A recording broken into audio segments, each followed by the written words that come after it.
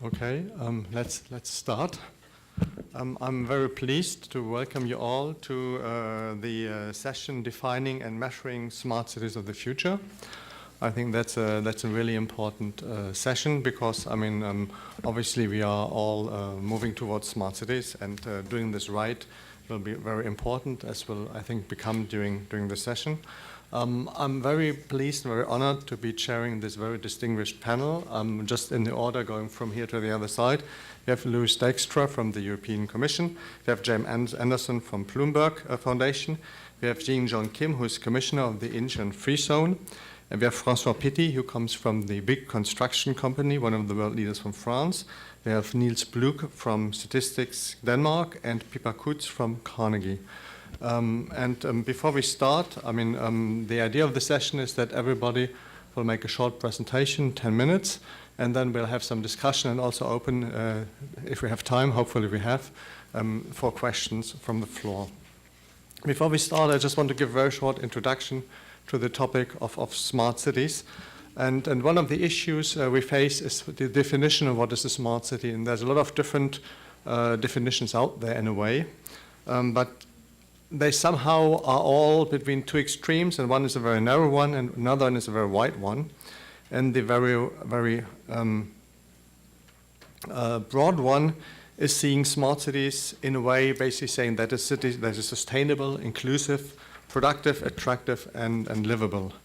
And a more narrow definition is basically saying that a smart city is a city that focuses on how digital innovation can be leveraged to improve public service delivery, boost efficiency, and foster citizen engagement.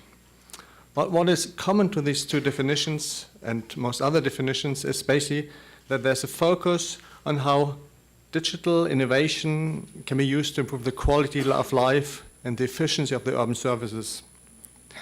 And also generally, it is thought to be a response to megatrends and urban challenges. It's talking about citizen engagement and collaborative partnerships. And last but not least, it focuses on the outcomes for people and places. So basically, it's there to generate well-being for the population in the cities. Now, when we're moving towards smart cities, there's obviously also, a certain amount of opportunities and challenges and risk and trade-offs that come with it.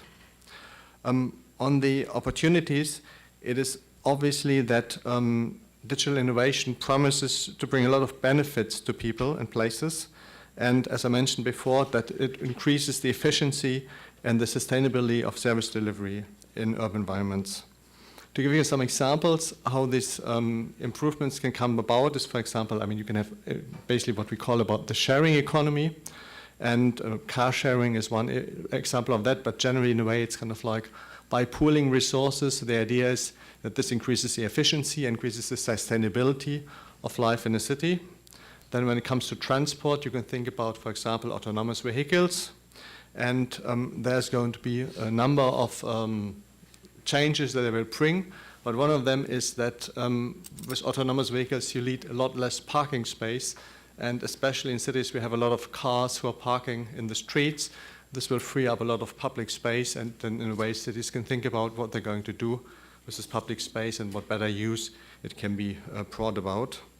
Then you have the issue of resource management in smart cities. When you're using smart meters, you can monitor more efficiently, and you can also incentivize people in a way by putting in, for example, differential pricing, where you could, nudge them towards using energy in a more sustainable way. Finally, smart cities also can have a large positive impact on disaster management, because you can basically build early warning systems in various ways. And for example, I know that Seoul is using the cameras. They're usually, monitoring the traffic, but they're also monitoring the surrounding woods for fires in the fire season. So there's a lot of things you can do, in this respect as well. Now, smart cities are not only bringing benefits, but there's also a certain amount of challenges which are related to that. The first one is obviously that in a lot of instances, you need a totally new regulatory framework that you need to set up to adapt to the changes that the smart cities bring. Also, it has sometimes been argued that the smart city framework has been maybe a bit too much driven by the private sector and the supply side, and with sometimes a bit of one-size-fits-all solutions, and where maybe the local governments have not been able to shape the smart city development sufficiently to kind of like adapt it really to their needs, and which sometimes also may be a problem of kind of like capacity in the administration to kind of like adapt to these what are essentially very new technologies and possibilities. Now there's also certain risks involved with smart cities. There's the issue of privacy, of use of data, obviously. Then safety can be a concern. For example, I mean, people have been pointing out when using autonomous cars, I mean, that may be safety issues for kind of like people walking in the streets. I think that will less be a problem of the technology, but it's more connected to cyber attacks, basically, kind of like when you're having a smart city, that just means there's a lot of ways where kind of like, I mean, not well-meaning persons can basically hijack certain parts of your city infrastructure. That can be an autonomous car, that can be an electricity network, and can kind of like, I mean, shut it down. And I mean, that opens a lot of possibilities to criminals as well as hostile states or terrorism attacks. And that's certainly something that needs to be taken very seriously so that we make sure that, I mean, the smartness of the cities is sufficiently protected against these kind of attacks. Then there are also a certain amount of trade-offs. When we are digitalizing, that will have an impact of jobs. I mean, there's a big study we've just been doing in the OECD on digitalization and the future of jobs, and this will affect different places very differently. Cities generally will be doing much better on that dimension than rural areas, but I mean, it's not clear that in all cities, I mean, the impact is going to be the same, so there may be some cities that may be actually losing out of this process. There's the issue of environmental sustainability, of course, and social inclusion. A lot of the new ICT-enabled platforms can also have negative effects. For example, Airbnb in certain cities, the local administration is very much concerned that in certain parts of the city, this is basically restricting the supply of affordable housing and is kind of like forcing out the population from these parts of the city. And there can also be kind of like a digital divide. With all the new technologies, I mean, certain groups, vulnerable people, may not be able to kind of like participate in the way that they could be, for example, elderly people, but there's also other groups, so there may be an issue of inclusion here.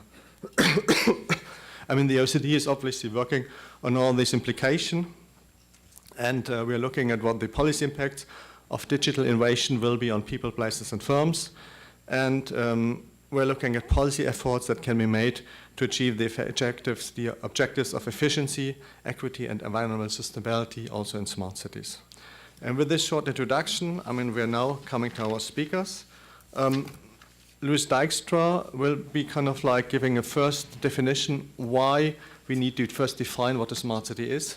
Then James Anderson will talk about what works in smart city policies. Then Jin Yong Kim will talk about a concrete example of a smart city, given that, I mean, he's basically been building one, so he's really a very perfect expert for this topic. Then François Petit will kind of like, I mean, give the private sector perspective of smart city development. And Niels Pluk will, he's from Statistics Canada, so he can really talk about the role of data and official statistics in, Statistics Denmark. So he's really perfect to talk about the role of data and official statistics when it comes to smart cities. And finally, Pippa Kurz will be talking about the link between smart cities and well-being. And I guess I'm also supposed to say a couple of words about the different speakers. Sorry. So I'll do that with each of them so you can watch them while I'm talking. So Louis Dijkstra is the head of the economic analyst sector of the Director General for Regional and Urban Policy in the European Commission. He is the editor of the Cohesion Reports, and he's been working a lot on regional quality of government, urban economic development, regional economic and demographic projections, and the definition of cities. He works closely with a large number of other international institutions, including the OECD, and has launched projects on regional competitiveness, business demography, regional well-being, transport demography, and lots of other areas. He has a PhD in urban and regional planning from Rutgers University, and also degrees from London School of Economics and the University of Ghent. Louis, the floor is yours. Thank you. Just for the translation, I'm trying to make sure that you can hear me. Can you hear me? Yeah? No? Okay. Now it's on? Okay, very good. okay, I tried to be smart and came up with a smart title for my presentation. And I said, why is it smart to first define a city? Let's see if this works.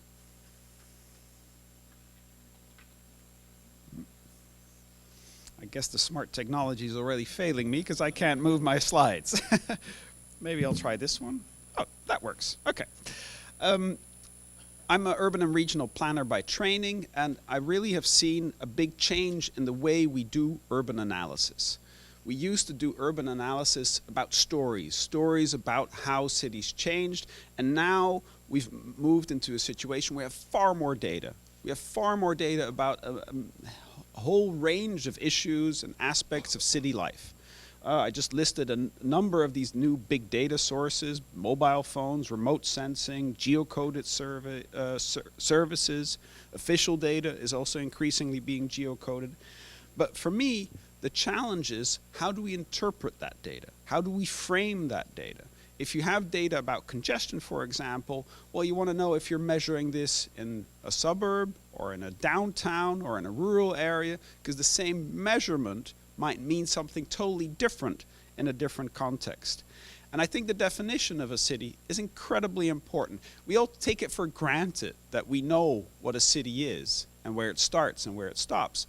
But if you want to answer a simple question like, is Seoul bigger than Mexico City? How are you going to answer that question? How are you going to answer that question without defining what is that city? For your answer, Seoul is slightly bigger. It's 22 million. So we want to make sure that we can agree on what is a city. And many of these indicators, for example, the SDG indicators, but also some of the smart city indicators, are very sensitive to where you draw that boundary of your city. It's not just the total population size of your city that matters for that boundary, but for example, access to public transport. It's very good. Not doing it right? It's not working. Oh. Does it work now? Oh, okay. Sorry about that. Access to public transport. Downtown, in your central business district, it's going to be excellent. You're going to have lots of metros and train stations and bus stations, but the further out you move from that central city, the worse it's going to get. So if you want to score well on your SDG indicator, well, you're just going to measure it downtown. If you want to be a bit more honest, you might include your suburbs and your commuting zone. Access to green space is almost going to be the opposite. It's going to be much higher on the outskirts of your city than downtown. Air pollution is going to be much worse in the city center than on the outskirts, etc. Also, some of these smart indicators that we get from GPSs and big data, vehicle sharing. You might have a lot of vehicle sharing if you measure it only in the dense neighborhoods. But does vehicle sharing work in your less dense neighborhoods? Does it work in your further in the outskirts of the cities? Congestion, tourism intensity, noise, all this changes over space, and typically there's a big gradient from the city center to its outskirts. So I want to give you a couple of examples, because I think we need to answer this question to be able to capture data and compare data across cities, across countries. So we need to know, where does your city stop? That's Chicago, by the way. Here, for example, one of the SDG indicators asks us to measure the land use per capita, land use relative to population. What we do here for 5 European capitals, we draw little circles around the city center and measure the amount of built-up area, artificial land use, urban land use, and divide it by the population in that circle. And so the further out you go, the more land is being used per capita. Why? Because our buildings become more horizontal. Our shops become horizontal, our offices become horizontal, our houses become bungalows. And a lot of the very space-intensive activities, like big warehouses, are moved to the outskirts. That's why you see that big difference. The share of population that doesn't have access to public transport, the further you go from that city center, the larger the share of population that can't walk to a bus stop or a metro stop. So here, for example, in Prague, after 20 kilometers, the majority no longer has easy access to public transport. So that's why, for that SDG indicator, we need to draw that boundary in a smart way and in the same way in different countries. One last example, just to make sure that I demonstrate I'm not making this up. Here, we looked at the number of road traffic fatalities per capita, and we distinguished three types of areas. Cities, and the little squares, tend to have very low traffic fatalities per capita. It's not necessarily because drivers are better behaved or pedestrians are better behaved in city centers. They're probably not. But it's just because urban environments mean cars can't go very quickly. And as a result, you get less fatal accidents. In rural areas, their cars can go much faster and the environment is less, well, if you go faster, of course, there's a higher risk. So you see a bigger traffic fatality rate in rural areas. So if you're drawing the boundary around your city and you're including some of these further flung rural areas or those suburbs where cars can go faster, your traffic fatality rate's going to go up. So, before I tell you how we fix this problem, let me try and explain to you why it's so difficult. This is in Scotland, and it's technically, if you want to define it, based on population size, which is a typical criteria, it's urban. Why? It's a small village, Plockton, with only less than 400 inhabitants, but it's part of a larger local authority. And that local authority has 235,000 inhabitants. If I would pick a threshold to define a city, you know, that one would be above it. So some people say, okay, total population doesn't work. We're going to fix this. We're going to use density. But then you get this problem. This is a rural area. Why? This is Ulaanbaatar, capital of Mongolia. 1.4 million inhabitants. By any definition, definitely a city.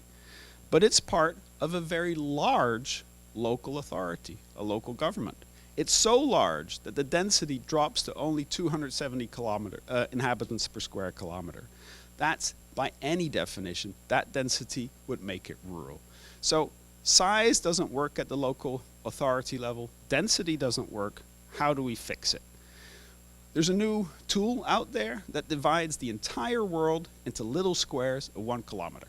It's called a grid, and you can count people in those cells.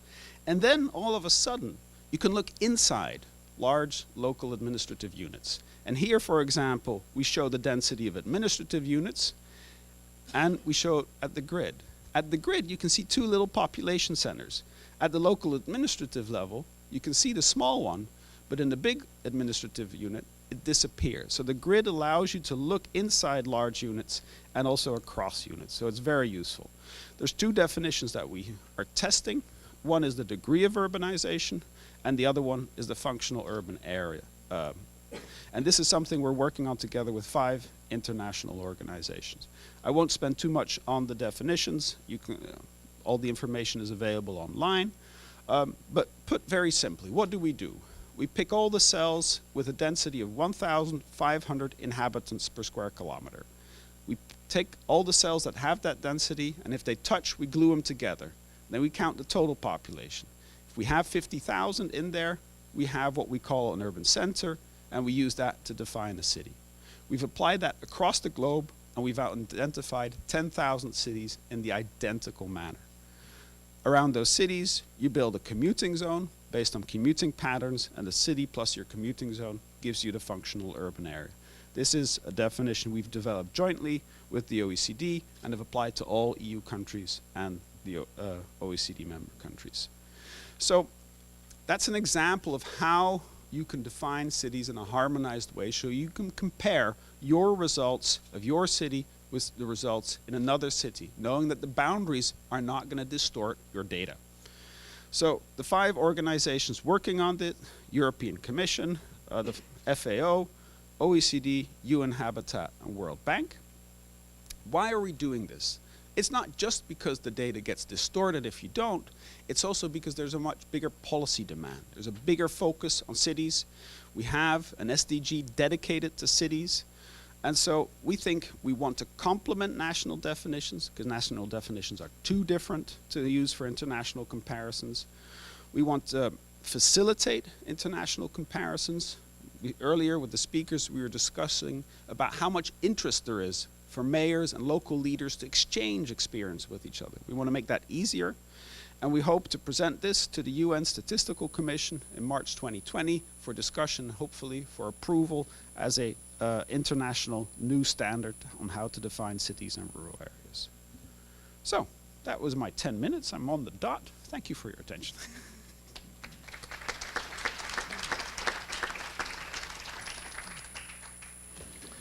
Thank you very much, Louis. So now we have heard what is the smart way of measuring smart cities, or defining them. And now we're going to hear what works in smart city policies. And this will be here from James Anderson from Bloomberg Philanthropies. And James leads the government innovation program there. And his main task is to help city leaders solve their most vexing challenges through innovation, data, and evidence and collaboration. And more than 250 cities worldwide are currently supported through grants, technical expertise, and educational and networking programs. And before joining Bloomberg, James served as communication director in New York to City Mayor Michael Bloomberg at the time. And he was the chief architect of NYC Service, the city's high-impact citizen service strategy. Previously had served as a senior advisor to the commissioner of the city's homeless services agencies and as a communication director for the Gay, Lesbian, Straight Education Network. The floor is yours. Great, and it looks like I'm also a sociology professor from Korea University. Oh, sorry, I didn't know that. I'm not, that's just what the title slide says. Well, good afternoon, it's nice to be here.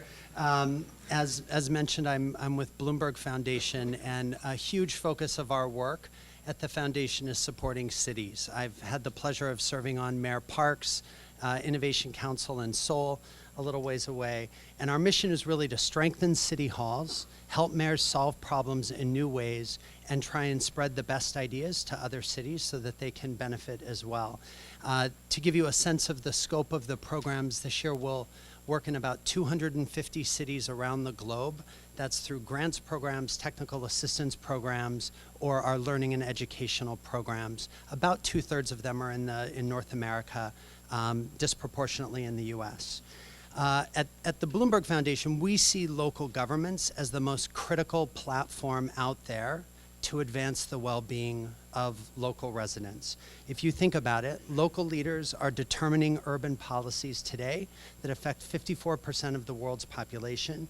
It's estimated that up to 70% of the infrastructure our cities will need by 2050 has yet to be built. Cities are at the forefront of the future of work. The actions that local leaders are or are not taking are going to have a massive impact on the way that people in our communities are able to make a transition through this economically disruptive time. And at a moment in time where our national politics in so many places are being defined by polarization, cities are still places where the politics can work. So that's why I think we need to be so laser focused on the outcomes that we want cities to achieve. Outcomes like less inequality, more safety, healthy aging, more sustainability, and so on. And that brings me to the first point that I wanted to make, which is we really have to remind ourselves that smartness is not an outcome or really the point. It is a means to a more important end, which is driving positive outcomes and improving well-being for our residents. Sometimes the smartness conversation can be a little bit of a distraction to the work that we're all trying to do to make our residents healthier, safer, and improve their well-beings. I think ultimately what we're really trying to ask ourselves and answer are questions like, are our cities producing better outcomes for residents today? Can they identify a problem accurately and in a timely way and take the right-sized action to address it? What does good look like when it comes to the critical problem-solving capacities in local government? Can we baseline that? That's so important because sometimes, I think we all know this in our daily lives, we can think we're the smartest kids on the block.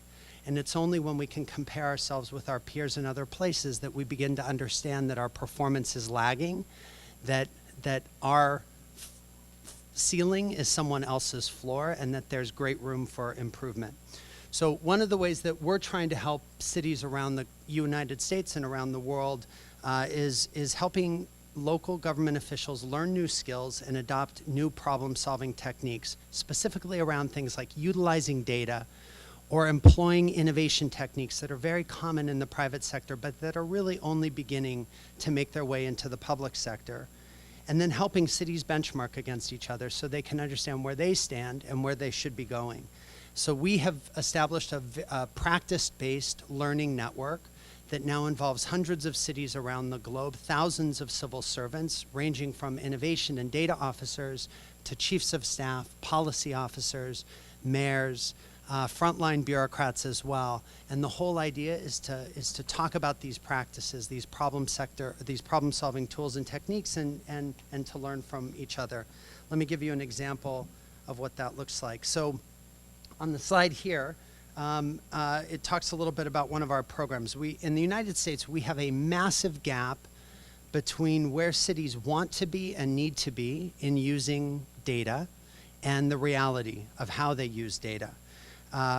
The data practices overall are very uneven, quite lagging. We did a report a couple of years ago on this sort of data gap, and it identified things like, while 70% of US cities expressed a commitment to using data to make decisions, only 28% of the cities could actually identify a single instance in which they had done it, right? So heck yeah, we want to use data. Oh, great, that's amazing. Show me the money. And it was difficult for them to do. There's a related issue which our moderator brought up, which is that increasingly cities are being approached by smart technology companies, by new kinds of products, new kinds of services that are taking advantage of ICT technologies today. And I think it's not unfair to say that these companies come to city halls with an ability to run circles around the civil servants in terms of their understanding of how those technologies work, their understanding of the potential externalities, both positive and negative. And I think that puts the public at a great disadvantage in trying to broker those relationships. And so we've launched a program to try and deal with some of those asymmetries, those gaps between how we want to use data and how we're actually using data. And the program's called What Works Cities. The goal originally was to help 100 mid-sized cities, these are cities between 100,000 and 250,000, get a lot better at using data in their daily decision making. We've invested $80 million. The Gates Foundation and Ballmer Foundation have recently come on board and broadened the effort. And we help cities learn how to do a lot of different things. Number one, how do you set a target? How do you set a strategic goal? And then make sure that your administrative organization is producing the data in a routine and ongoing basis so that you can understand if you're on track or off track. We help cities shift the procurement to a results orientation. Instead of paying for the number of potholes that you're filling, let's pay for clean streets. We help cities open up public data around difficult issues and invite activists and civil society and academia in to look at that data and try to generate better solutions for it. Our partners focus on building a core of people within each city hall so that there's a whole number of people that are all speaking the same language and using the same tools so that you can begin to get some culture change. This What Works certification program is one of the more recent things that we've launched. It's a demand-side strategy. We launched it with a handful of leading organizations across the United States, and it's meant to serve as a LEED-like standard. I don't know if you have LEED over here. LEED is a US program. Is it global? I don't know. But it's about sort of sustainable green buildings. This is a standard for effective data-driven governance, and it looks at a wide range of things around how you manage your data, data privacy and security issues which came up earlier, data sharing, how you evaluate using data, data utilization practices including from leadership, procurement, open data, a whole set of very foundational issues, and it looks at the people, the practices, the processes that you want to have in place in order to be better at using data to solve problems. We're beginning to do some very similar work with the OECD, but this time around innovation tools and techniques. In 2012, Bloomberg Foundation started funding innovation teams and public service labs in cities around the world. We've invested close to $60 million in this effort. And I think it's fair to say that since 2012, there's just been a sea change in the amount of interest and energy in local governments in using innovation tools and techniques. Innovation officers are popping up everywhere. Increasingly, there's a set of tools and techniques that they're using that are generating impact. This work that we're doing with OECD, we've basically surveyed 90 leading cities around how they're building out their innovation problem-solving capacity. And the preliminary results are fascinating. 90% of those cities, let's see. Yeah, thank you. The mouse. Did it go? No. The other mouse, sorry. There we go, I got it. Okay, I got it, thank you. 90% of cities have staff designated for innovation. 84% of cities are devoting municipal funding towards innovation activities. That was not the case 5 years ago. 86% of cities now associate their innovation activities with design methods, with behavioral science, and with some of the preferred and more effective strategies that we know about. On the other hand, the buy-in, so on one hand, the buy-in tells a very positive story about local commitment, but the research is also uncovering some really important gaps, which are identified here. Cities are reporting to us that in some of their key policy areas, social welfare, social inclusion, skills training, they have insufficient data to manage and measure the results of their innovation investments, which is really quite remarkable.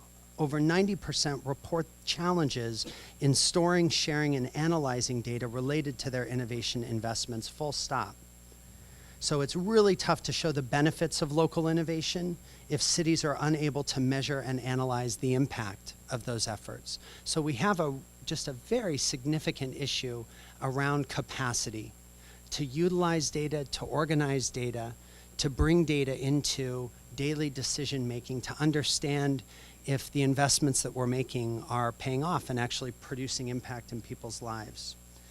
The last point that I'll just leave you guys with is leadership. So most of the work that we've done over the past 8 years has focused on those data officers and innovation officers, chiefs of staff and policy officers. But what I think we've started recognizing is that the role of city leadership is also really critical as we move into this smart city era. The role is not just to sponsor and find funding and go in and sort of to continue to act in an analog way in a digital world. There's really a critical need for our mayors, for agency heads to have a serious understanding of how data and digital tools, how innovation can help local governments better meet the challenges they face, including reduced finances and increasing levels of demand. And how leaders lead differently in an organization that's committed to using data, that's a collaborative organization, is really essential and critical. These insights came to us after a number of years where we were funding innovation teams and mayors were kind of saying all of the right things, but we recognized that those innovation efforts were sort of standing at the periphery. They were not sort of affecting the DNA of the organizations. And I think a lot of that is because leadership didn't understand the potential. They didn't understand the nature or the tools and approaches that they themselves were investing in. Think about it, if a mayor sees digital as the job of people in IT and not as an enabler of broader transformation within their organizations, then that work by definition gets much, much more small. So if we want these efforts to be more transformational and drive big impact on the issues that matter, leaders need much better knowledge. The mayor of Helsinki told me something really interesting the other day. He said that he was over at Nokia, which is a local company, and he was talking with the CEO, and the CEO was going on and on about the power of AI and all of the changes that was going to make happen for the bureaucracy and for civil servants. And the mayor said, gosh, can I actually just have my senior team take the 100 top people from within our organization and bring them to Nokia just to learn for a couple of days about AI? Not for any specific reason, not around any specific project, but just as a way to begin deepening the fluency of senior leaders within his organization around the power of these emerging technologies. And I thought that was just brilliant. And I think we recognize that we need that everywhere. Really important. As a response to that, we added a new program to our portfolio 2 years ago. We did a partnership with the Kennedy School and the Business School at Harvard, and are now providing leadership development and innovation skills building we'll hit about 400 mayors around the globe in the next 3 years, and their senior teams. It's not a policy offering. It's really about how do you manage effectively, and then do you understand what it means to use data? Do you understand what it means to lead an innovative organization? And it's a very different curriculum as a result. So, big things for me are we have to promote the creative problem solving. That's a commitment that starts from the top and carries through to the training and support that enables city staff to use the most effective methods for delivering measurable results and being smarter in the way that they meet needs for citizens. Thank you so much.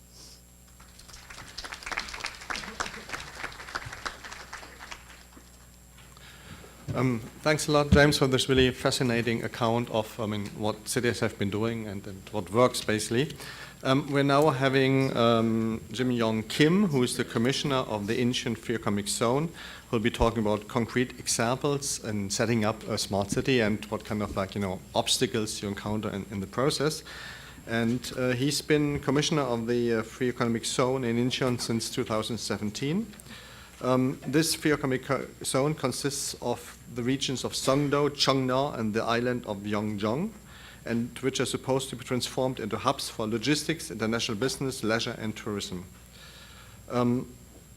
Mr. Kim has worked also in different positions in the Incheon metropolitan government. He has announced his plans to focus on large-scale development projects such as Sangdo Bio-Industry District, Yeongjong Tourism-Focused Area, and Jeonga Financial Cluster. In addition, the Commissioner is very keen on attracting companies leading the fourth industrial revolution to the economic zone. The floor is yours. Mr. Anderson finished his presentation with just 2 slides. Wonderful. Yes. But I prepared for many. Ladies and gentlemen, good afternoon. I'm Kim Jin-young, Commissioner of the Incheon Free Economic Zone Authority. I'm very pleased that Songdo was selected as the venue for the 6th OECD World Forum with the theme, The Future of Well-being, a forum that is looking ahead to explore issues impacting people's well-being. For the past 15 years, the Incheon Free Economic Zone has been growing into the premier global business city and the representative of the world smart city.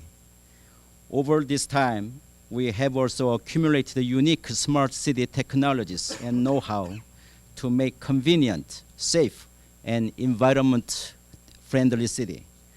The whole smart city idea began with the considerations on urban well-being and citizens' well-being. Okay. Indeed, the purpose of a smart city is really about the well-being of its citizens. In this regard, I would like to first take a few moments to tell you how our smart city was envisioned, implemented, and how we will further develop it.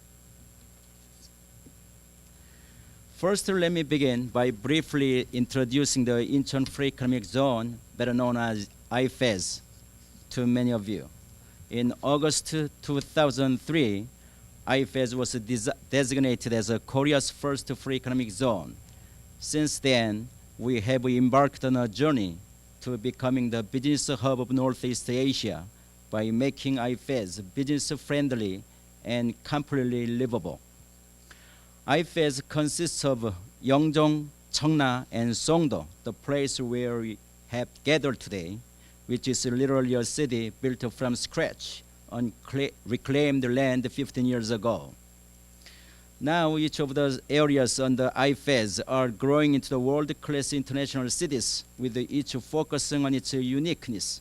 Songdo for IT and BT, Yeongjong for aviation and logistics, and Cheongna for finance and retails. As you can see on the screen, In just 15 years, IFAS has achieved remarkable success in a relatively short period of time. IFAS is now home to over 2,300 enterprises and 15 UN or international organizations, and has attracted about $12 billion of foreign direct investment. Smart City is one of the 5 major strategies of IFAS as part of the vision for a global business frontier. In addition, the city itself will become a platform for various services created based on core technologies of the fourth industrial revolution, which will directly promote citizens' well-being. Now, let me explain our journey towards a smart city, how it started, where we are today, and our plans for tomorrow, including how we will develop it further in order to promote the well-being of our citizens and the city. To begin with, let me briefly touch upon the definition of a smart city. Based on ICT technologies, a smart city refers to a city leveraging IoT, big data, and AI, which are the core technologies of the fourth industrial revolution. The city has a system that effectively solves the urban challenges, improving the quality of life and pursuing sustainability of the city. In October of last year, the Korean government announced that it will launch the Fourth Industrial Revolution Committee and promote the smart city concept, which incorporates the Fourth Industrial Revolution in the city as a national growth engine. Since 2003, when the city plan was established, IFAS has been working on the project in 3 phases with the emphasis on sustainability. At each phase, we have continued to promote strategic development, platform development, and operation center construction, and are now working on a smart city advancements on a regular basis. In particular, as the smart services became popular due to the appearance of smartphones in 2007, IFAS has been modifying the direction of its existing infrastructure-oriented and public-led initiatives to more data-focused and private-led smart city initiatives. As a part of this, we developed the IFAS Smart City platform in-house for operational efficiency and scalability. Additionally, we established a public-private partnership-based company named Incheon Smart City Corporation to ensure the sustainability of the business. Now we are initiating pilot projects which tap into the fourth industrial revolution technologies, such as the IoT high-rise building fire monitoring service, drone-based environmental service, AI, and big data. Let me also briefly touch upon the smart services currently available in IFAS. First, we have the smart traffic service. Traffic data is gathered and analyzed through real-time traffic monitoring with about 1,000 sensors embedded on the roads. Such data is then used to control traffic lights to best optimize traffic flow. Next is the smart security service. We have intelligent CCTVs up and running in IFAS. They can hear and alert the monitoring staff to crimes in progress by recognizing clues such as the sound of a scream or a person collapsed, immediately coordinating with the police and cutting response times. And this is the vehicle plate number identification service. Vehicle plate numbers are captured on CCTV cameras installed at the roads entering and exiting IFAS. The data's capture is automatically matched against the wanted car list on the system. This is a part of our efforts to make the city safer, shifting towards preventive services rather than working reactively. This is the fire prevention service. We have the thermal imaging cameras installed at the top of high-rise buildings in IFAS.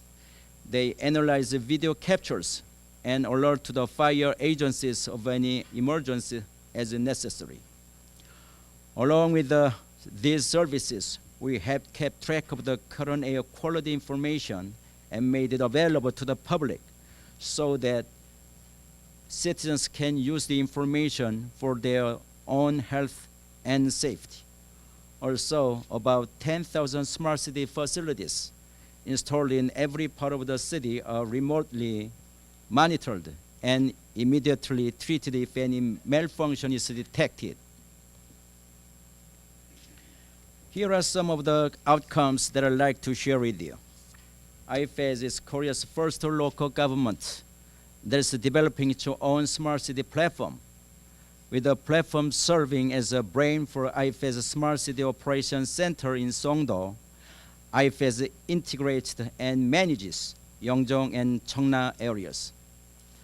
Also, as mentioned earlier, Incheon Smart City Corporation is the PPP, public-private partnership-based company established back in 2012 for sustainable innovation. By partnering with the Incheon Smart City Corporation, IFAS is the best equipped to drive new innovation locally for its citizens and collaborate globally with the other cities facing urban challenges with the experience and expertise we have gained so far. According to a study released by Juniper Research in 2018, smart cities could save residents as much as 125 hours every year thanks to improvements in 4 key areas, which are mobility, healthcare, public safety, and productivity.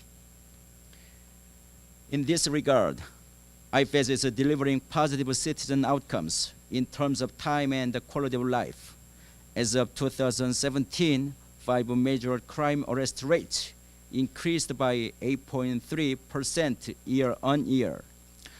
Also, the average travel time on 3 road bridges entering Songdo improved 12.4% compared with the previous year. Not only this, but from the city operations perspective, IFAS has saved roughly $11 million in development costs with expected annual operating cost savings of 20%. Now, let me take a moment to explain about our plan for tomorrow, bring the IFAS Smart City to the next level. IFAS is planning to launch the Startup and Venture Police project, making city data available to the public and letting startups use the city as their test bed for piloting their unique solutions. With this collaborative platform in place, citizens will be the key players to engage in the whole innovation cycle, providing feedback and the benefit from the solutions to be created. I believe that this will help generate new business models and create a diverse amount of jobs, bringing IFAS to the next level. Also, IFAS will actively cooperate the central government to introduce a regulation-free sandbox with the environment where startups can freely experiment on various innovative solutions. As I mentioned today, IFAS has laid a foundation for sustainable development and is fully ready for the next chapter, focusing on data-driven and citizen-centric innovation. In the near future, I hope to have many opportunities to share with all of you IFAS's success towards a sustainable city for the happiness of our citizens. With this, I would like to close by thanking all of you for taking time out of your busy schedules today to hear about our smart city. Thank you.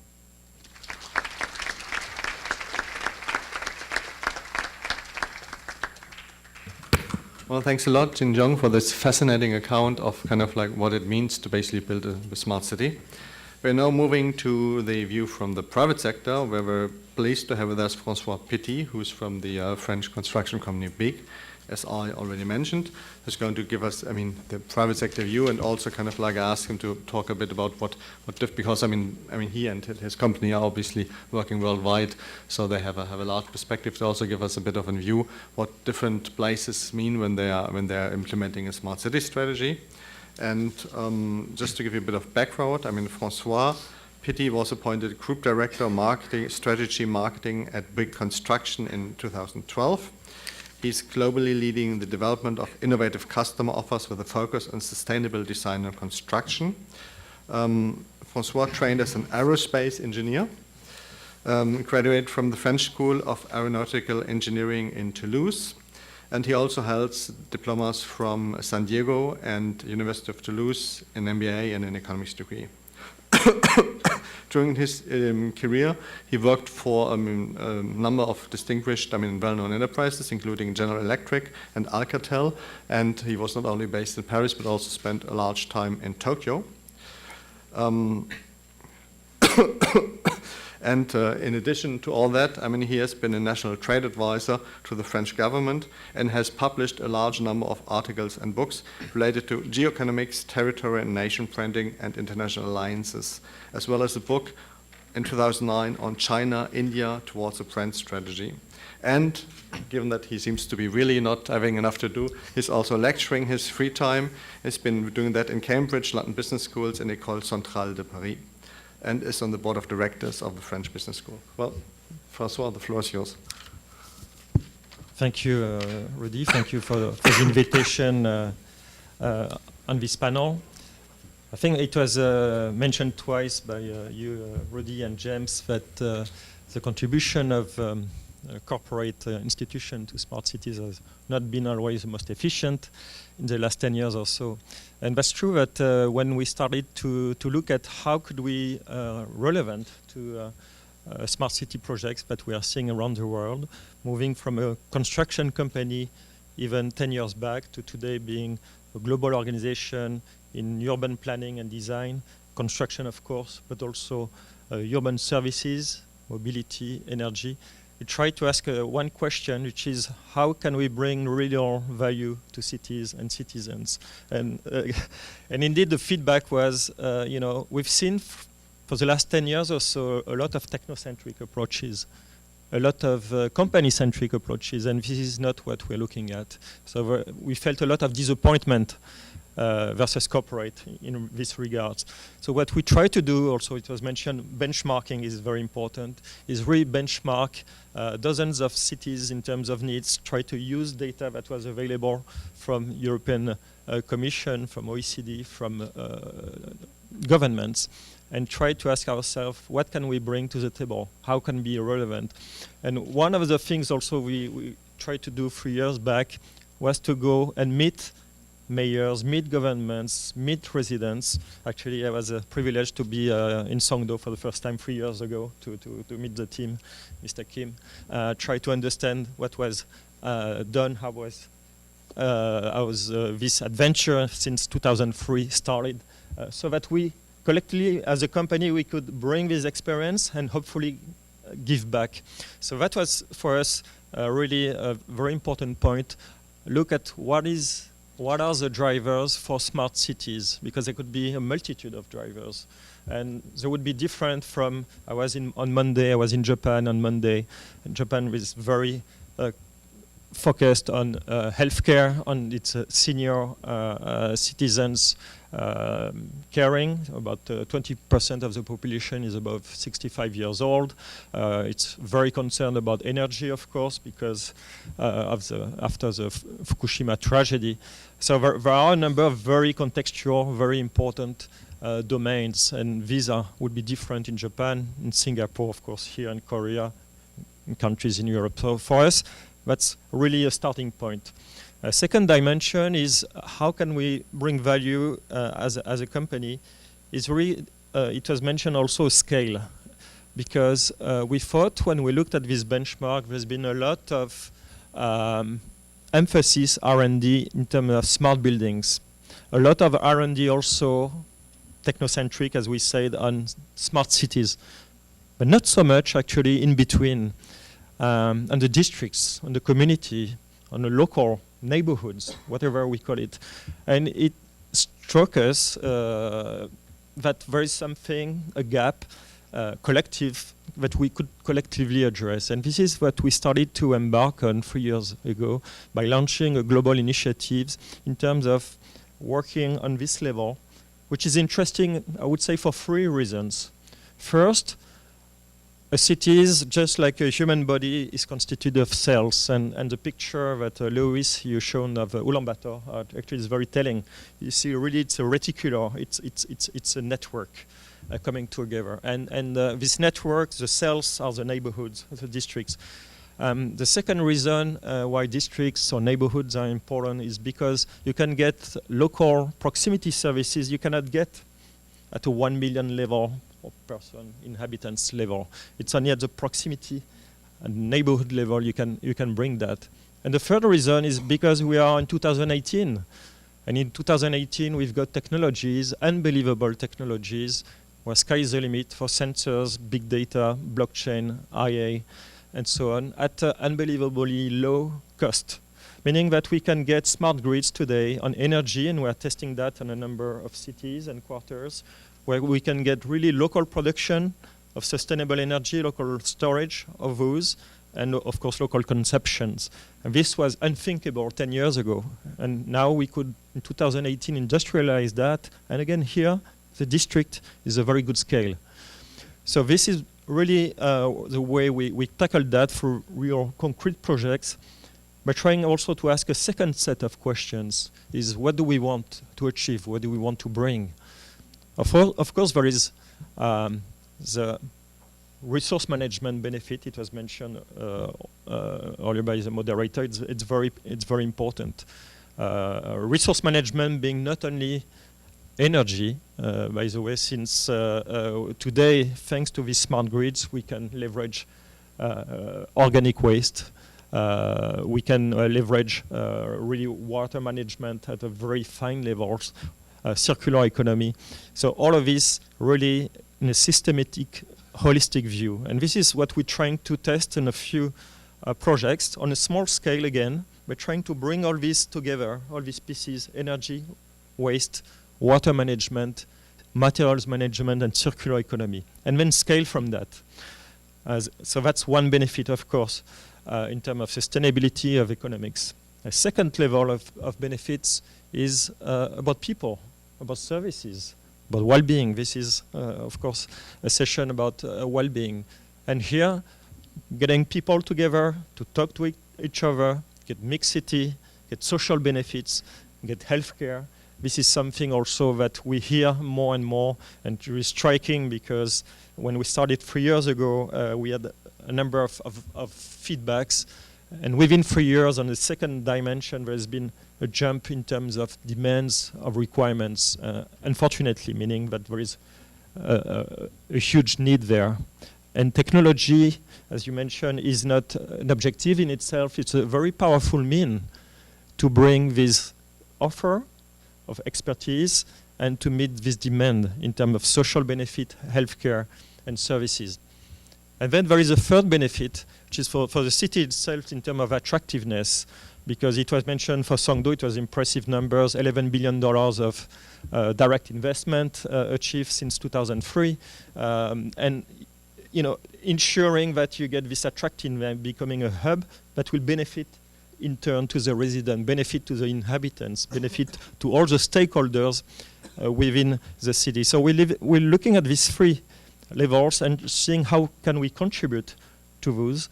We can measure more or less the first part, which is the resource management, for still very complex, but we start to have measures on that. On the third one, we're talking with city mayors, stakeholders, try to get a feel of how one project, but several projects put together, can contribute to the attractiveness. Now there is a very big question on the second one, which is well-being. How can we measure, how can you define well-being? And Lewis had a brilliant definition on cities, but we're still missing, I think, collectively, a so brilliant definition of well-being. So what we started to do at our small level is trying to be, I would say, contextual and user-centric. And by that, being contextual is asking basic question about what is important for you in this city, what is history looks like, what is your future strategy, how do you see yourself 5-10 years from now, And what do you want? What are the two or top, no more priorities? No more than 2 or 3 priorities. Otherwise, we cannot focus. And being user-centric, we started to organize with the city councils, of course, meet with the citizens, and we came together with a kind of a role-playing, it's a kind of game, actually. It was internal. It was not supposed to be outside of the company, but when a Swiss customer, a mayor, heard about that, wanted to test it, and say, well, we love that because it basically shows what are the key expectations for this project that I want, and what are the key things I don't want, by the way. So now we've been using this role-playing for about 30 times in 30 different cities, and even if we lack then a definition of well-being, what we try to do is for this dimension being contextual in terms of history, in future, and user centricity. And there is a remark about, I think it was James saying, this company is running in circles around with the technologies around civil servants. And very short anecdote, but one government actually came to us and said, François, can you show us basically your smart city plans and strategy and everything? I said, can I ask you a question first? I said, yeah, sure. So what do you expect? You know, what do you want? What do you see yourself? What do you want for yourself first? And so for 2 hours I was listening, and then I presented. And then we had a coffee break, and he said, "Oh, this is a very strange meeting." I say, "Why?" "Because you've been listening to us." I say, "Well, you know, it's really sad. It's really sad because." Because this is not the way it should be. It should be, we should listen, and collectively, I say, I speak as a company, collectively we should listen and then react first. So as a conclusion, I would say that really to us, we are very interesting in terms of this leverage, in terms of scale at the neighborhood or district level. We feel that technology is really powerful, but if we define our goals before. If we define for resource management, if we define for social benefit and service benefit, if we define for the city attractiveness, then we can use big data, we can use IoT, blockchain, and all this technology. But then only after having done that can we do that. And my last takeaway from the last 3 years is where we feel we've been more successful because some projects have been more successful than others, just like any organization, is where we've been able to come together between different stakeholders. And yesterday there was this presentation by I think it was the mayor of Incheon, Mr. Park, showing the 3 colors for the logo of this event, saying, here, this one. And they show the 3 stakeholders, the state or the cities, the companies, organizations, NGOs, and the citizen. And I think the key to success is this getting together and answering, because not a single stakeholder can have the answers. So for me, I would say some of the takeaways that I had for the last couple of years. Thank you for your attention.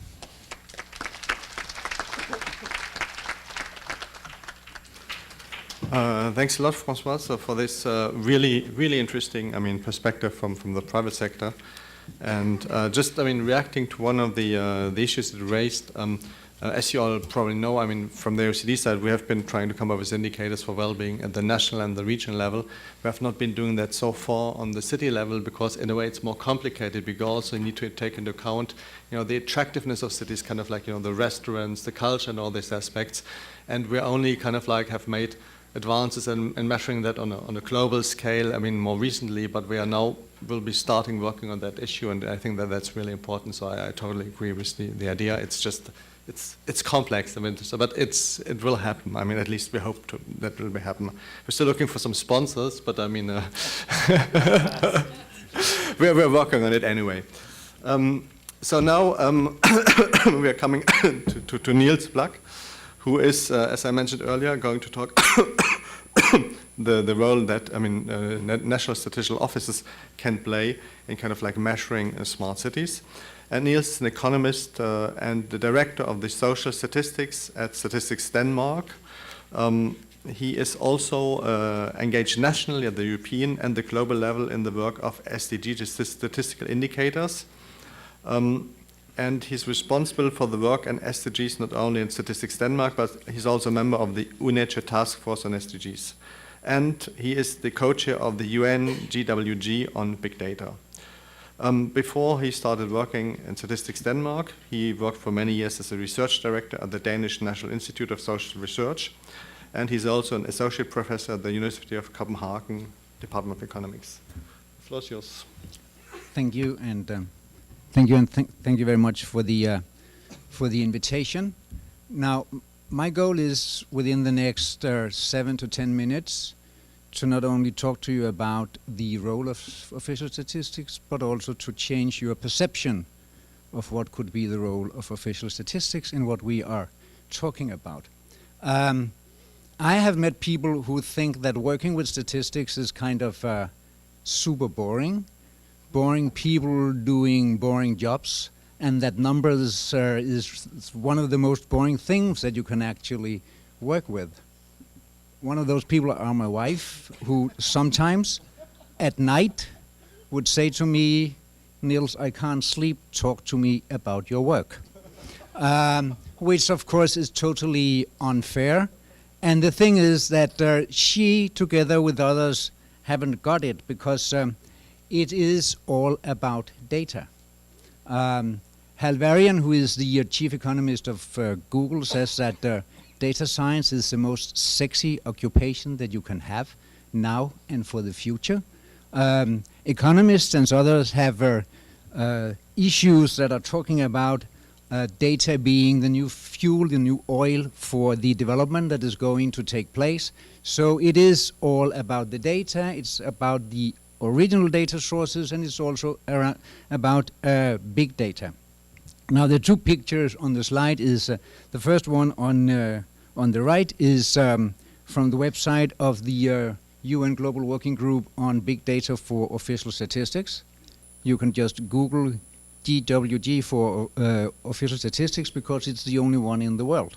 So you will find it there, and there you will find a lot of information about what official statistics has done in relation to the use of new data sources. There's the repository of examples, and there are the work of the task teams on different data sources, including instructions and learning material on how to start working on this. So if you want to get an impression of what official statistics can do in this area, you should go and visit the website. The other one is the big data strategy for Statistics Denmark, and you will be able to find it also in an English version. One of the things that you would be able to see in that strategy is our partnership approach to the use of big data, and that's actually one of my main messages. And it was it has always also been mentioned before that we cannot do this alone. We need to do it in partnership, and that partnership should also include official statistics. We have partnered up in the formulation of our strategy with other NSOs working together at the European and the global level. We have partnered up with academia, with tech companies, and also with the data providers. Some of the data providers being those who are very active in what was mentioned in the introduction, namely the sharing economy, the idea that we should share kind of the goods and services that we have. So far, one of the maybe odd things about working with this is that those who are very active in providing the platforms for the data, for the sharing economy, are not that happy about sharing their data. Like for instance, Airbnb and Uber. But I think they eventually will come to the conclusion that sharing the data with the greater public and also with official statistics is part of the solution.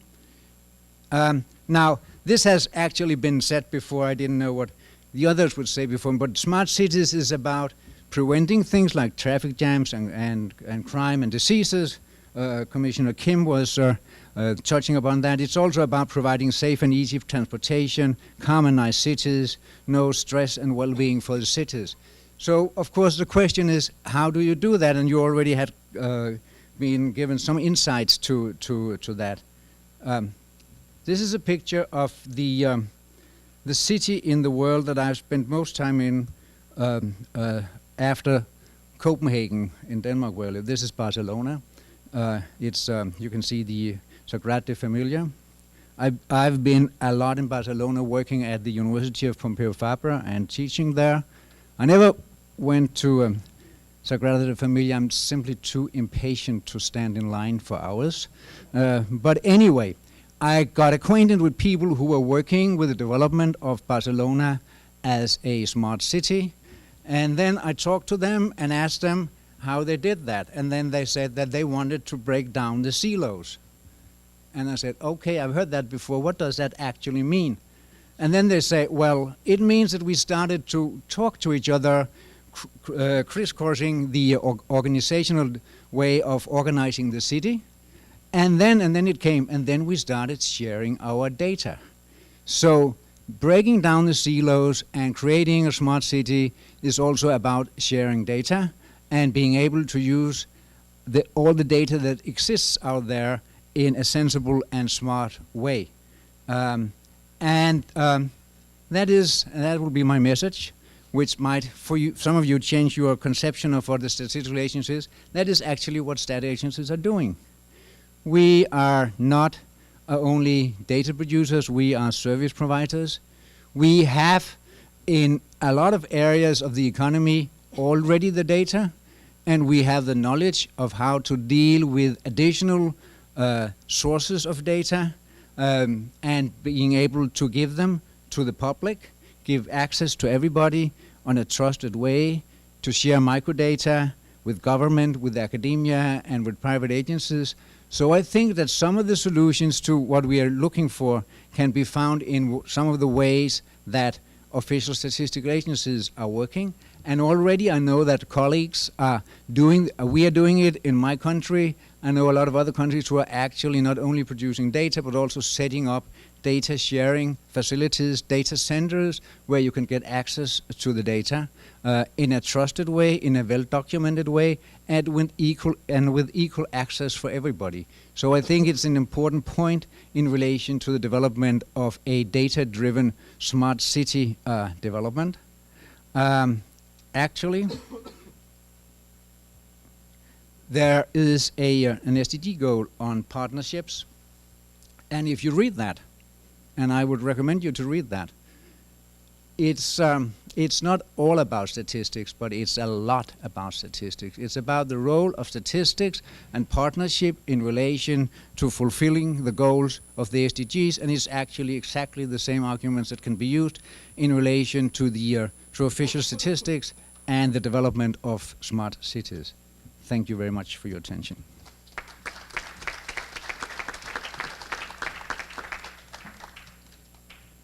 I mean, thanks a lot, Niels, for really showing that data can be really exciting. I just wanted to kind of react to one of the issues you raised, is this access to data, and what I have recently heard several times from people working in administration, so where they were telling me, yeah, actually we're having this data, but it's my colleagues in the other department, in the other ministry, they're having the data, so we have now asked for the data. We'll probably, if we're lucky, we get them next year, but may also take 2 years. So it's not just, I mean, obviously there's a big problem of kind of like the private sector sitting on data, but there's also in certain countries, I'm not going to name anybody, but in certain countries the problem is also that within the government it is really difficult to get access to the data from other parts of the house, basically, and that obviously is also, I mean, an issue that should be very quickly solved, basically. Now, last but not least, I mean, we are coming to Pippa Kutz, and the beauty of this is, and we have already raised the issue of well-being several times during these discussions, but I mean, now we're having a dedicated presentation on well-being in smart cities, which is obviously, as we said, is really important because, I mean, we're not doing smart cities to do smart cities, but we're doing smart cities to increase the well-being of the population in the cities. And so I'm very excited about that last presentation. Pippa Kutz has a very interesting background. I mean, she started as a freelance research and development consultant and specialized in health, social care, and employability.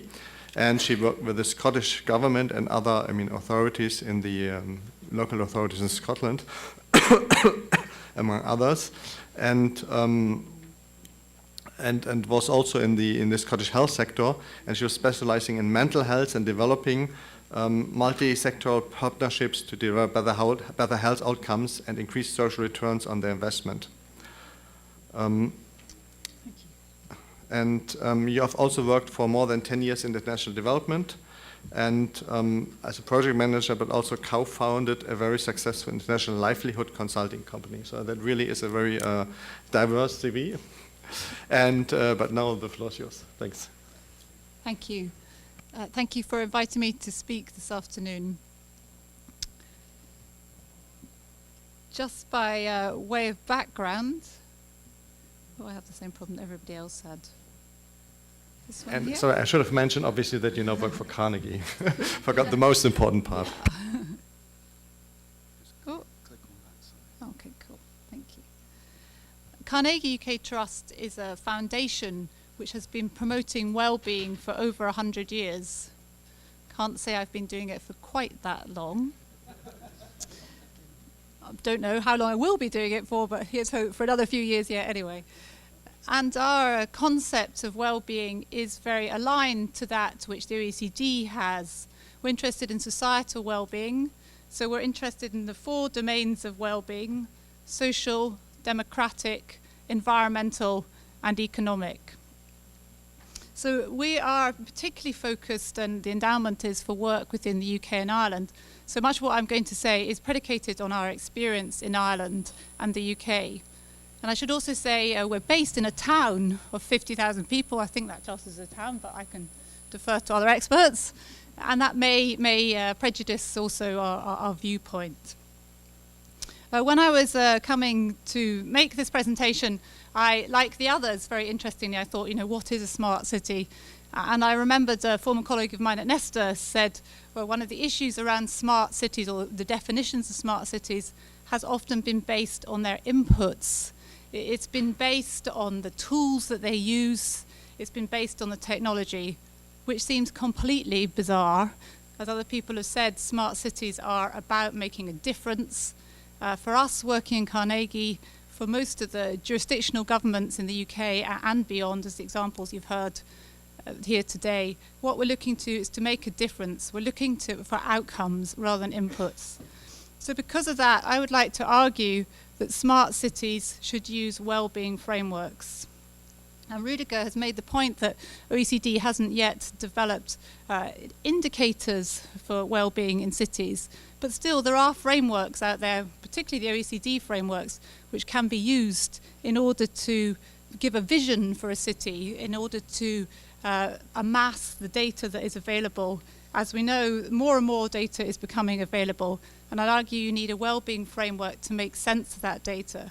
The other particularly important thing about well-being frameworks is they help you understand what is important to local people.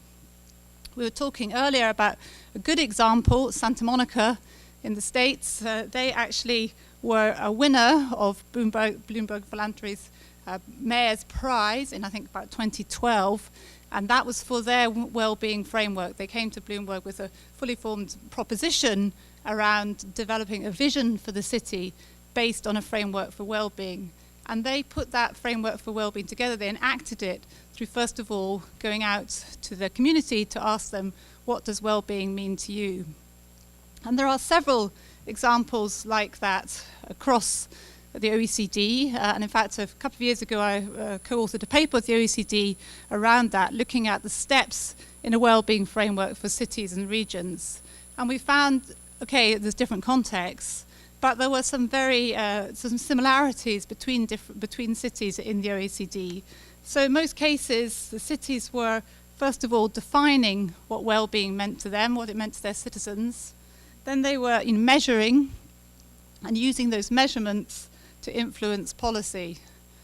And there are some challenges too, which were quite similar. One of the challenges was how to keep such a well-being framework sustainable.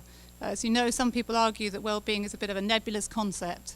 So in fact, one of the areas that we talked to was Morelos in Mexico. And you may have heard somebody from Borealis speaking yesterday saying that they have this wellbeing framework, but now they've had the change of government, then that framework is at risk. And I think that is a challenge that needs to be considered by smart cities if they are going to use wellbeing frameworks. How do you sustain that framework in the future, especially when governments and mayors can change? In the UK, Carnegie UK Trust has been working on embedding a wellbeing framework in Northern Ireland. It's considered a region by the OECD. It's only got a population of 1.5 million. And some of the challenges that we're finding within Northern Ireland, within the towns that we work in Northern Ireland, are also, I think, applicable to smart cities. The challenges around the use of data, challenges around having data at the right level for decision makers. It doesn't really matter if your decision maker is in a local community, your decision maker is in a town, your decision maker is in a city, your decision maker is in a region. They need data that makes sense to them, that's about their population. I think there's also challenges around data literacy. This is something that James touched on earlier. It's really important that those people who are going to be using the data to make decisions are confident in using data and evidence. And that can develop, as we said earlier, through training and through support. And there's a particular challenge around the participation of the community. And I'd just like to say it's crucial, we think, for developing effective wellbeing frameworks that you have citizen engagement. And citizen engagement can take place throughout the development of the framework, through, as I said at the beginning, determining what is well-being for you in your area, but also takes place through the monitoring and through holding governments to account, local government. Once you have your framework, the idea is that citizens then will be able to delve into it and find out whether you're doing what you said you would do as a government. Citizen engagement has been taken forward in different places in different ways. The example here is where the engagement was through Vital Signs in Canada, through actually a paper document. They found out that people weren't going online to see their very nice infographics. So what they did was they printed out the infographics and they stuck it inside a free press, which sat on the seats of tube trains and sat on the seats of buses, and that was very successful for them. Obviously, there are numerous online platforms that many of you can tell me about that are also successful. But just one word of warning here, we know the most excluded are the digitally excluded. So I think if you want to communicate with all of your community, the bottom 20% we were talking about earlier today, you've got to remember that. And the second challenge, which is something that Carnegie has been working on recently, is trust in data sharing and the ethics of data sharing. In a Ipsos Mori poll in the UK, a third of people interviewed said that they didn't like their data being used, their private data being used. And that was because they were worried about lack of privacy. And so I think it's really important that if you're developing a smart city, you need to take people with you from the start. And one of the ways in which people can come round to the idea of their data being used, if it's data that's being used for public benefit, for public good. But what does that mean? What is public benefit? What is public good? And again, that probably means a conversation with your local communities to find out what it means to them. But we have put together some guidelines through working with Involve in the UK and understanding patient rights in the UK, which supports local authorities, supports local government to think about data for public benefit and what public benefit means and how to have conversations with their public about that. So just in summary, I think there's three things that I would suggest are important for developing wellbeing frameworks. That is to have a wellbeing framework, to apply it, to set it out. Secondly, to ensure citizens participate in the development and use of the framework. And thirdly, related to that public benefit is defined with citizens to enable them to be behind the idea of data sharing. Thank you.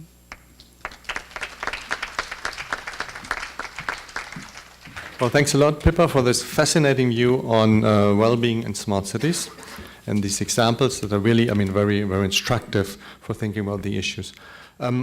We're having a little bit of time left. What I would suggest is we take some questions from the floor, and then the panel will answer the questions, and at the same time, if you want to make comments on earlier presentations, then we do that at the same time.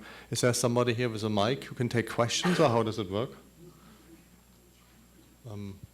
Okay. I saw you, and then the lady is starting, but then afterwards there were two gentlemen there. Yeah, fine. Yes, hello. I have a question to Mr. Kim. Can you just quickly introduce Okay, yourself? yes. I'm Rita. I'm a smart city working in Hong Kong. And I have a question regarding smart city and SDGs. So in the SDGs, I think sometimes smart city is not really using the SDG goals. For instance, on sustainable transport. When you walk around in Songdo, which was supposed to be a sustainable transport, you wonder, why do we have 8 to 10 lanes roads, you know? It's like, it seems like a bit like last century in a way, that you give so much space to cars, and it's really difficult to walk around here as a pedestrian. So I wonder, what was actually the concept behind creating a smart city which is so car-centric? Thank you. Can we take some more questions, from- please? Let me take questions. So we take questions first, and then we answer them. So there were two gentlemen there. Then I see maybe some lady as well as any. I mean, we just. Okay, there's a lady there afterwards. Thank you. I'm from Mozambique. My name is Elvino. I work at Institute National of Statistics. My question is, can we consider that smart cities, it is the way to eradicate the irregular migrations? Thank you.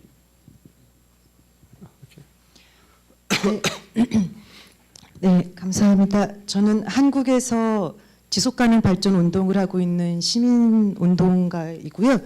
그 발표하신 내용들 잘 들었는데 두 가지 질문을 하고 싶습니다. 하나는 지속가능 발전 목표가 설정된 이후로 경제, 사회, 환경, 포용 뭐 이런 것들을 얘기하고 있는데 그것들의 더 큰 이제 엄브렐라 가치가 어쨌든 기후 변화 대응을 하기 위한 이러한 목표들을 쭉 세팅하고 있습니다. 웰빙도 그 안에 하나 포함될 수 있다고 보는데요. 지금 제가 듣기로는 스마트 시티 정의하는 것 그리고 측정하는 것 관련해 가지고 기후 변화 대응 또는 적응을 하기 위한 그 도시의 컨셉이라든지 또는 어떠한 내용들을 측정하고 데이터로 만들어낼 것인지에 대한 이야기를 못 들어서 그 얘기를 해주시면 좋을 것 같고요. 그 다음에 두 번째로는 IT 기술을 이용해서 우리가 좀 많은 정보들을 빅데이터로 취합하고 정책 결정에 쓴다라고 하는데 문제는 개인 정보 보호 문제하고 갈등 관계가 생길 수 있다고 봅니다.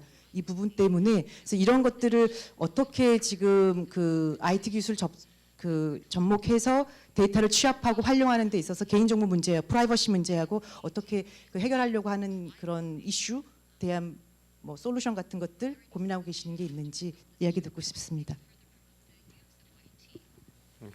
Okay. My name is Mark Cridge. I'm Chief Executive of My Society.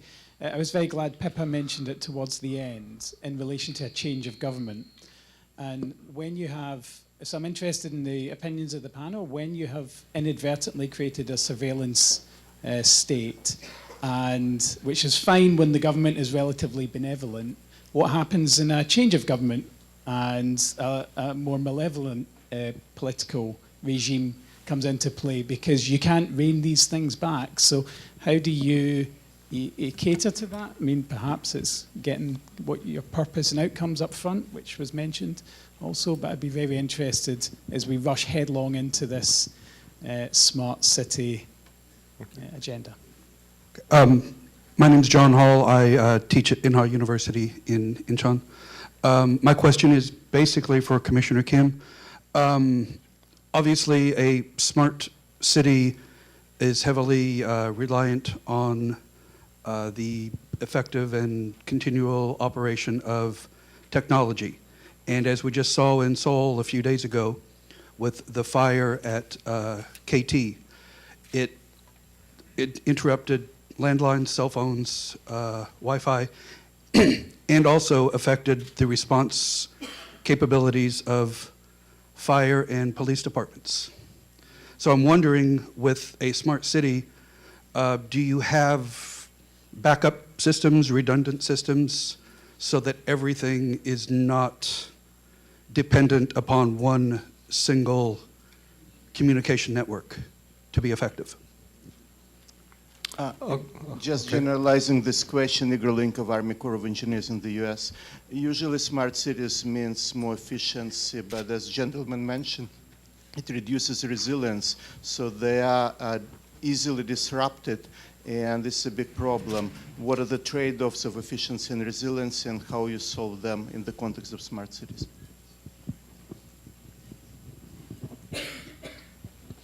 Okay, I have a question, actually the similar question as the previous one. I think a smart city should be handled much carefully compared with any smart projects, because actually the city includes my home area and my office and my computing road as well. So many of the cities may disagree with the adoption of the smart city in their hometown area. So in this situation, how can we change their mind to go for the smart city? Okay, one last question if there's somebody, okay.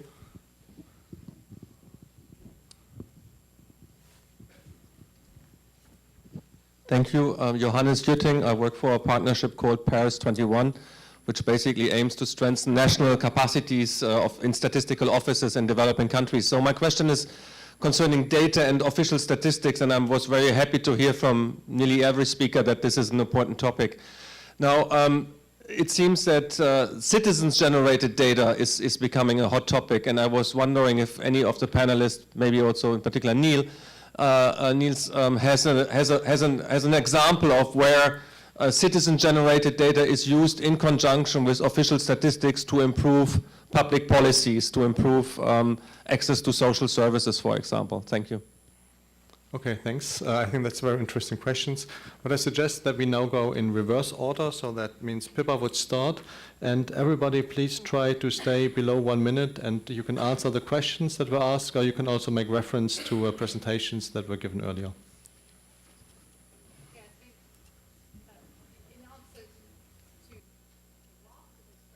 I would say you need to endeavour to have greater community involvement, greater citizen involvement. And actually, I suppose, from an example from Scotland, that would be my thought around the change of government. We have recently legislated in Scotland something called the Community Empowerment Act, which requires the community to be involved in local level planning. And we hope that that will enable the local level planning to keep going at a local level, and it will be focused on well-being. But I suppose, you know, in other situations, you might also hope that the community has the resilience within itself to be able to hold their governments to account. And I think for smart cities, you know, it'd be great if the community were consulted at the beginning of the smart city development, and if not later, and think about many myriad different ways of consulting them, not just one way, go to where they're at.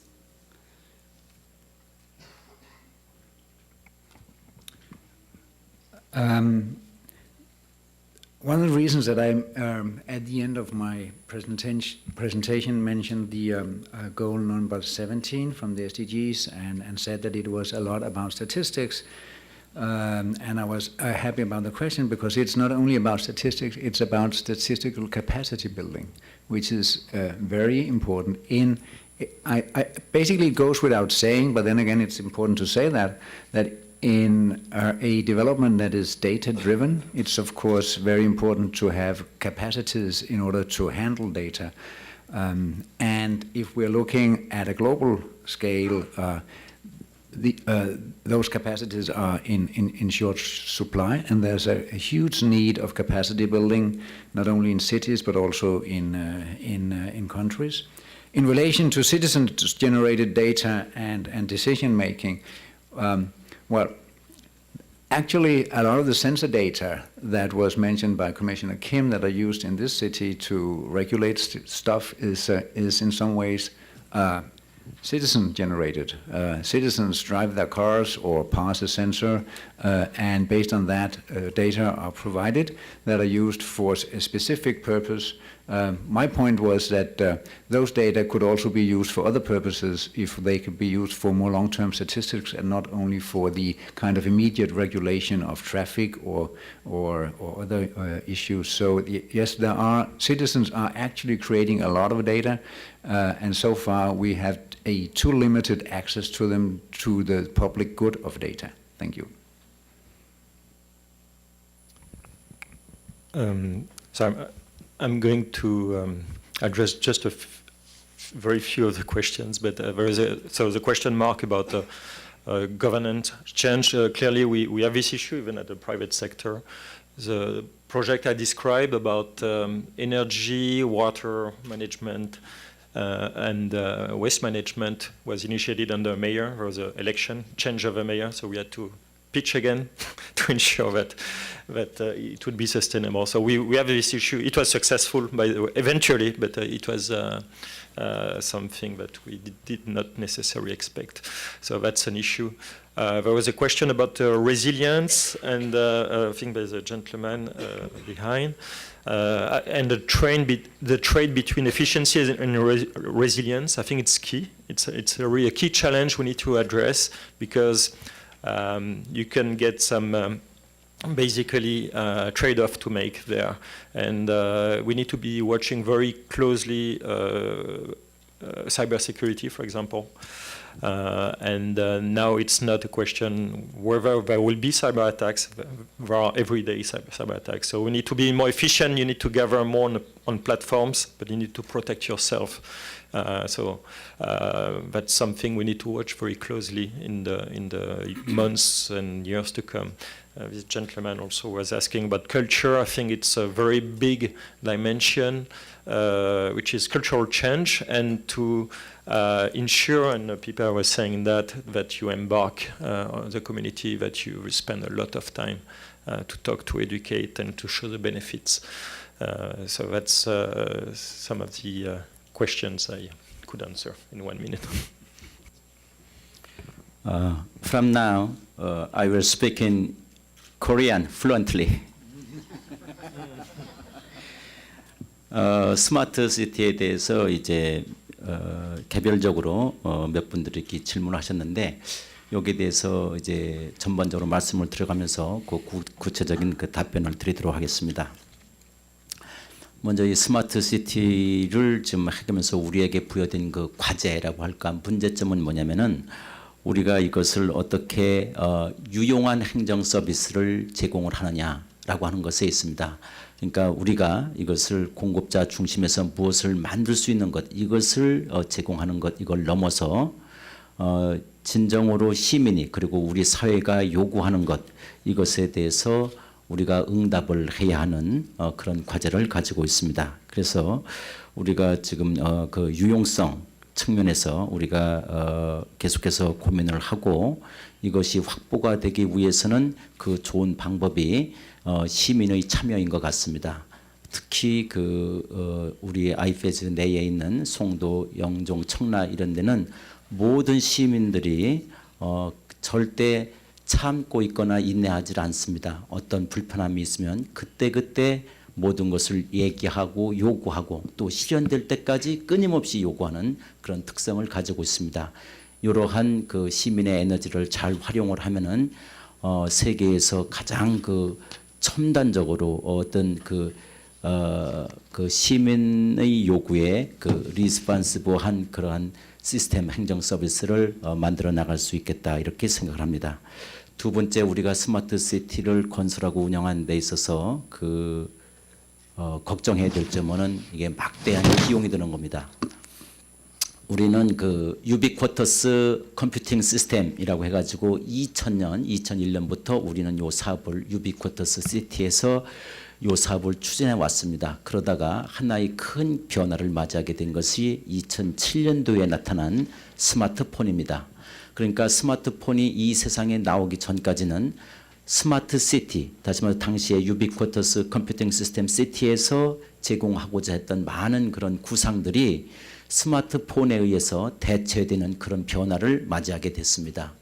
이때에 이제 우리가 방향을 재설정하게 됐고, 이것이 민간 영역에서 할 수 없는 돈 안 되는 것, 그죠? 이런 것들을 그러나 꼭 필요한 것 이것들을 우리가 공공의 영역에서 제공해야 되더라고 방향을 재설정했고 그 설정된 방향에서는 행정 서비스가 6가지 정도가 있습니다. 그것은 바로 교통과 방범과 방제 그리고 환경 그다음에 도시 시설물 관리 그다음에 도시민 정보 서비스 이런 차원에서 6카테고리에서 우리가 이것을 개발하고 지금 제공을 하고 있다.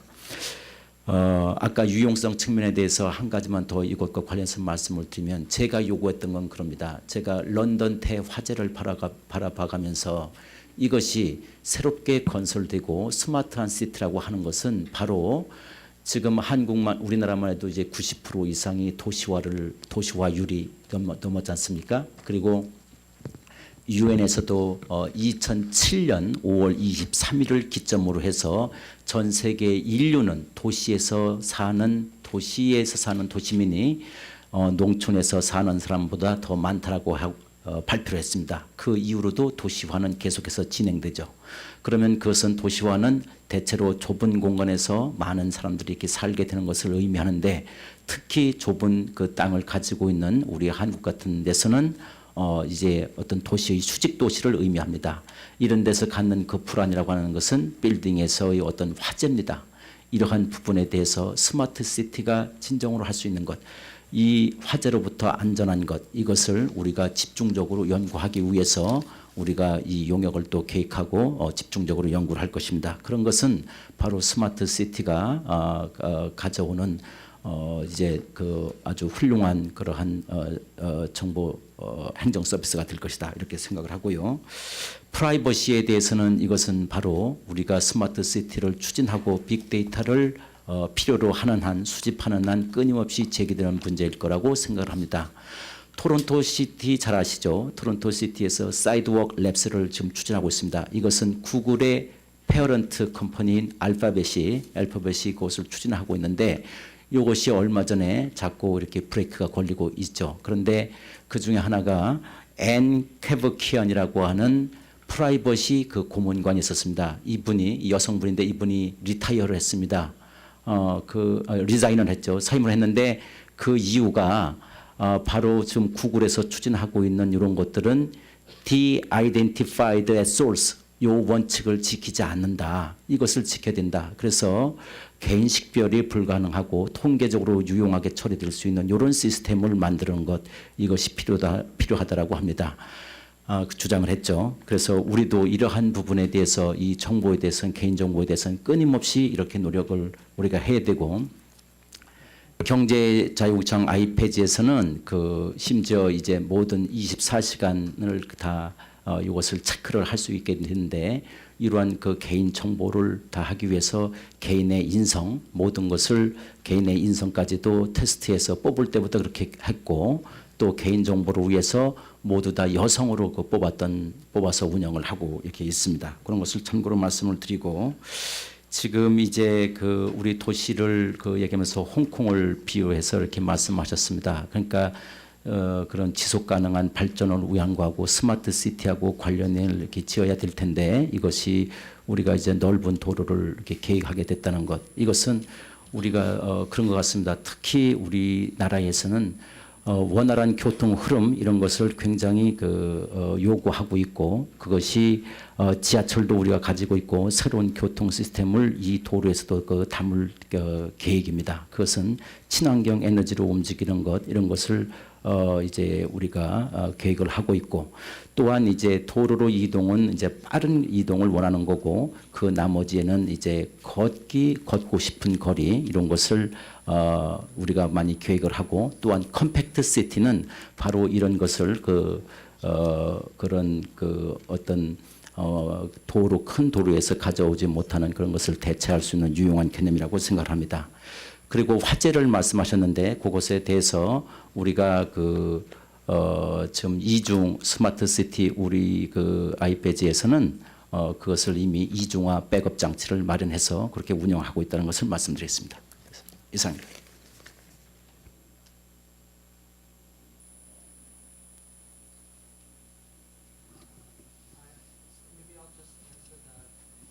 Thank you. I'll answer the question about citizen-generated and data. We're actually seeing an explosion of interest at the city level of using citizen-generated data to augment policy making and program design. For instance, it was mentioned earlier in Santa Monica, where I think they have one of the most ambitious efforts we've seen in any municipality. They're using citizen surveys and focus groups in sort of at-risk populations to augment the performance and administrative data. In cities like Boston and Grand Rapids, where they're focusing on tackling inequity, they're finding new ways to talk with citizens and bring them into the policy-making conversation. These are happening at the city level, but it's incredibly exciting work.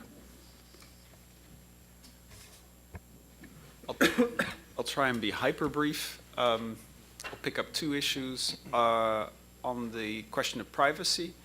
I think it's not necessarily the problem that the data is being used. I think the main concern is that the underlying microdata might leak. As long as you can guarantee that that won't happen and that the derivatives will not reveal personal or individual information, I think you can make a case much more easily that this data should be shared, guaranteeing that it will be properly treated and protected, and anonymized aggregates will be the only thing that's shared. On the citizen-centric data, I'm both a fan and a skeptic. Depending on who's doing the data generation, there might be a tendency to get an oversampling in, say, educated, affluent, activist neighborhoods, and a very undersampling of very poor, destitute neighborhoods. So I think as a government, it's important to make sure that our data reflects everybody and that nobody gets left behind. Nevertheless, it can increase the number of observations, which in many cases is very useful.